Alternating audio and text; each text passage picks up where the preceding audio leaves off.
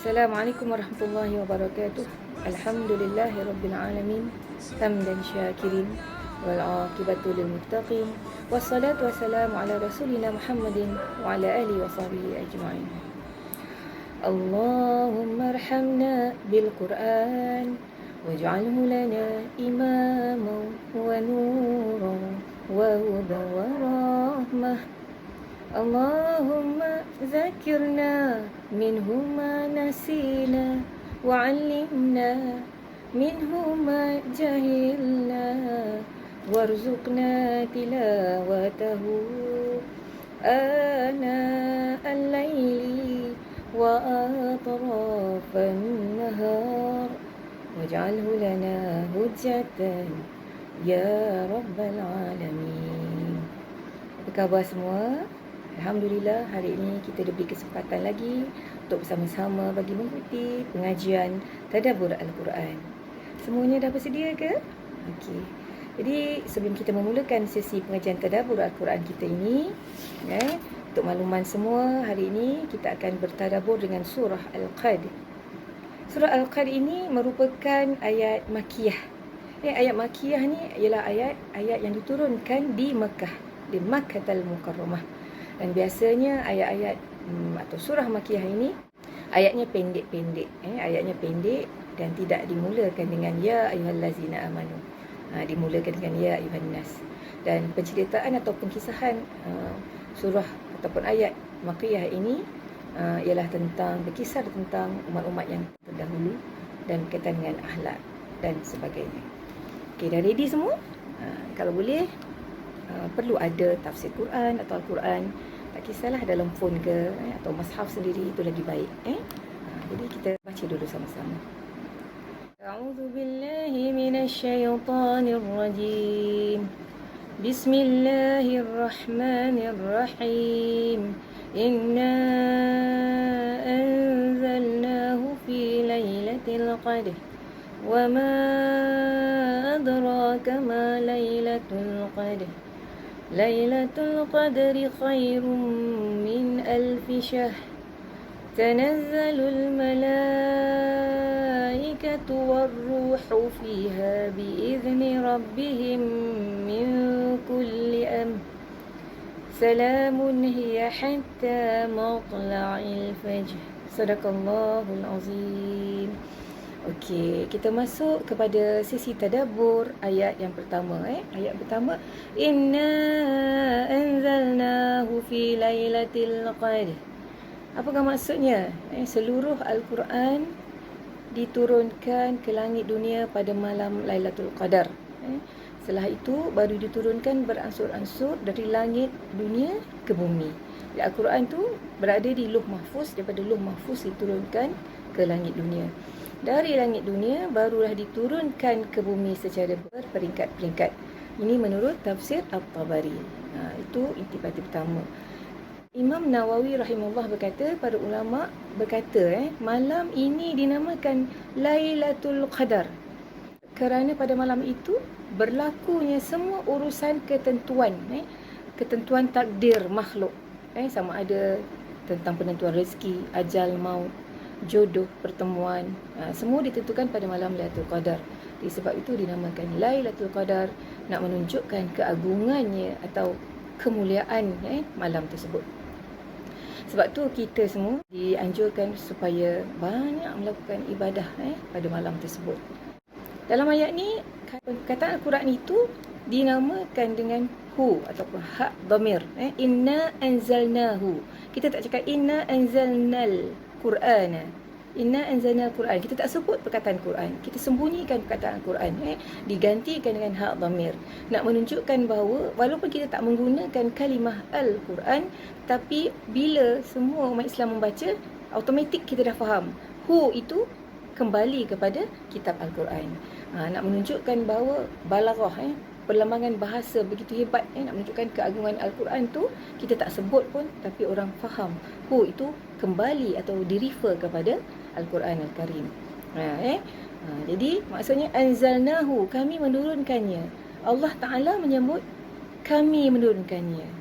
Kami menurunkannya ini bukan bermaksud Allah itu ramai, tetapi nak menunjukkan bahawa kami itu adalah bentuk keagungan dirinya, yakni Allah Subhanahu Wa Taala yang menurunkan Al-Quran serta mengikrarkan bahawa dia sendiri yang menurunkan Al-Quran itu dan nak menunjukkan bahawa Al-Quran itu sendiri agung.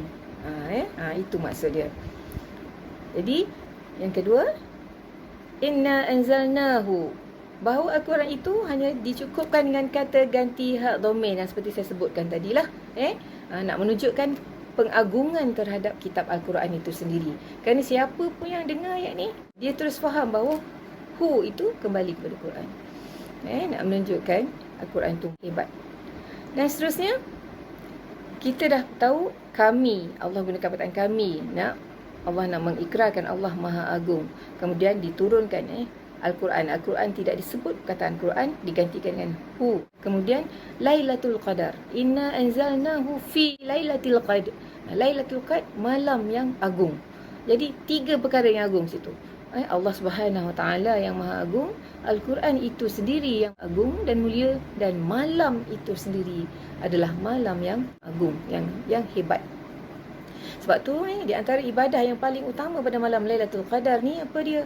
Membaca Al-Quran, mentadabbur Al-Quran, kita kaji Al-Quran, kita bedah Al-Quran. Bila kita baca, bukan sekadar kita membaca, tilawah tu membaca, tapi kita bertadabbur dengan Al-Quran. Maksudnya kita kupas ayat tu satu persatu sehingga kita sampai kepada dasar ayat tersebut. Itulah tadabbur untuk ayat yang pertama. Kemudian ayat yang kedua, wa ma adraka ma lailatul qadr. Apa maksudnya? Dan tahukah kamu apakah malam kemuliaan itu?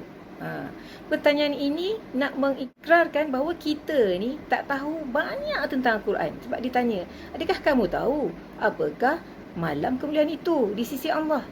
Maksudnya di sini bahawa kemuliaan malam Lailatul Qadar itu hanya diketahui oleh Allah Subhanahu Wa Taala. Ayat pertama telah disebut kalimah atau perkataan Lailatul Qadar nak menunjukkan malam itu mulia. Ayat kedua, pertanyaan, adakah kamu tahu apakah malam kemuliaan itu? Disebut lagi perkataan Lailatul Qadar untuk mentakkidkan. Apa maksud takkid? Untuk memperkukuhkan lagi bahawa malam itu hanya Allah yang Maha mengetahui. Okey. Kemudian kita pergi kepada ayat ketiga. Lailatul Qadri khairum min alfi syahr. Maksudnya malam kemuliaan itu lebih baik dari 1000 bulan. Lebih baik dari 1000 bulan. Pahala orang yang beramal ibadah pada malam Lailatul Qadar itu digandakan oleh Allah 1000 bulan, yakni 83 tahun 4 bulan lah dalam hitungan lebih kurang. Jadi kalau hari biasa kita ibadat 83 tahun 4 bulan, tapi malam itu jika kita beramal ibadah, pahalanya lebih kurang sekitar 83 tahun 4 bulan. 1000 bulan baiknya. Sebagaimana hadis sahih, barang siapa yang beribadah, yakni solat pada Lailatul Qadar kerana iman dan mengharapkan pahala, nescaya diampuni dosanya yang telah berlalu. Hadis riwayat Bukhari. Ini hadis sahih ya. Okey. Dalam ayat ini dia nak ceritakan kepada kita kabar gembira lah pada orang-orang yang beriman, yang beramal soleh, yang beramal pada malam tersebut. Yang mana malam Lailatul Qadar ini merupakan malam yang sangat hebat. Sangat hebat, diagungkan oleh Allah Subhanahu Wa Taala kerana pada malam tersebut berlakunya penetapan syariat ataupun agama Allah yang paling mulia. Itu inti parti ataupun tadabbur ayat yang ketiga. Seterusnya kita pergi kepada ayat keempat. Tanazzalul malaikatu war-ruhu fiha bi'izni rabbihim min kulli amr. Apa maksudnya? Pada malam itu turunnya malaikat-malaikat dan malaikat Jibril bi'izni rabbihim, dengan izin Tuhannya, min kulli amr, untuk mengatur segala urusan. Pada malam ni semua malaikat turun, tuan-tuan dan puan-puan, semua malaikat turun, tapi dipimpin oleh malaikat ruh. Ruh tu adalah malaikat Jibril. Dia jadi ketua. Malaikat Jibril ini dijadikan sebagai ketua kepada semua malaikat. Tapi kenapa dipisahkan? Tanazzalul malaikatu warruhu. Tanazzalul pada malam itu diturunkan malaikat warruh dan malaikat Jibril. Dipisahkan malaikat Jibril itu daripada malaikat-malaikat. Sebagai tanda nak menunjukkan bahawa keagungan ataupun kehebatan yang diberikan oleh Allah Subhanahu Wa Taala kepada malaikat Jibril. Pada malam tersebut juga kita nak cerita bahawa para malaikat ni makhluk yang maksum. Maksum ni maksudnya terpelihara pada melakukan maksiat, kesalahan, dosa dan sebagainya. Jadi setiap amalan dan perbuatan yang dilakukan oleh malaikat ni semuanya berlaku dengan izin Allah. Pada malam tu malaikat minta izin dengan Allah untuk turun ke bumi untuk melihat ahli-ahli ibadah. Siapakah orang-orang beriman, beramal soleh yang beribadah pada malam Lailatul Qadar. Kerana kehebatan beribadah pada hari tersebut adalah ibadah di bumi, bukan di langit. Sebab itu malaikat minta izin daripada Allah untuk turun ke bumi. Itu ceritanya. Okey. Seterusnya, malaikat Jibril ini dijadikan sebagai perantara lah, maksudnya ketua penghulu lah di kalangan para malaikat. Dan akhir kita akan masuk kepada tadabbur ayat kelima. Salamun hiya hatta matla'il fajr. Apa maksudnya? Malam itu penuh dengan kesejahteraan, yakni keselamatan sampai terbit fajar. Jadi apakah makna kesejahteraan dan salam itu? Salamun, apa maksudnya? Maksudnya bahawa pada malam itu para malaikat bersalam pada orang-orang yang beribadah kepada Allah, yang menjalankan puasa, yang berqiyamul lail dalam bulan Ramadan. Para malaikat ni selalu turun beserta turunnya rahmat. Maksudnya apa? Bila malaikat turun, turunnya rahmat bersama malaikat.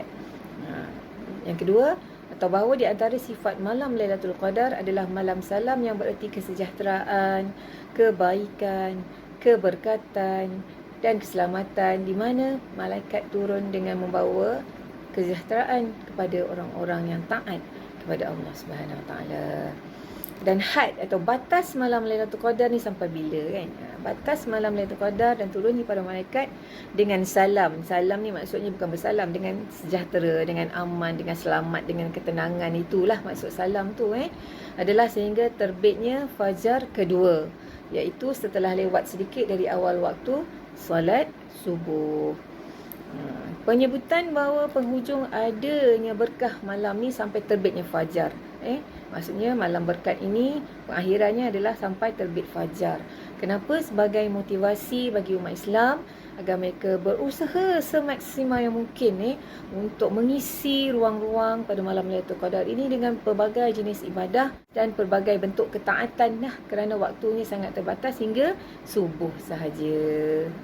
Jadi itulah di antara tadabbur surah Al-Qad, iaitu ayat 1 hingga ayat 5. Mudah-mudahan sedikit sebanyak info ataupun pengajian yang kita dapat pada hari ini memberi ingatan, panduan, pedoman untuk diri saya terutamanya, dan selebihnya saya panjangkan kepada muslimin muslimat semua supaya kita menjadi hamba yang sentiasa mendapat redha Allah. Jadi saya kira setakat ini dulu sesi pengajian kita. Jangan lupa sama-sama kita memburu malam Lailatul Qadar. Yang baik itu hanya dari Allah, yang salah, yang kurang itu adalah kelemahan diri saya. Wa akhiran, aku qauli hadza wa billahi taufiq wal hidayah. Wassalamualaikum warahmatullahi wabarakatuh.